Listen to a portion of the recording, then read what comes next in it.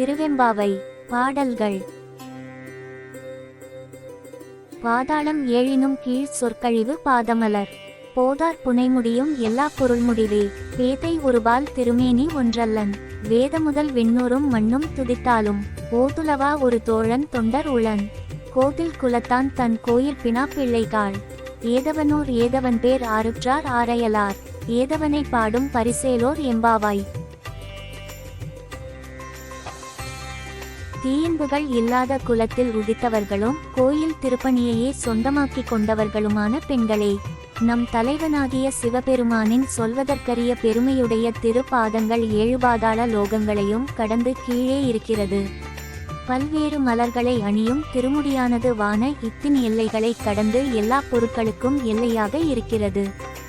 சக்தியை மேனியில் ஒரு பாகமாக கொண்டதால் அவன் ஒருவனல்ல என்பது நிஜமாகிறது.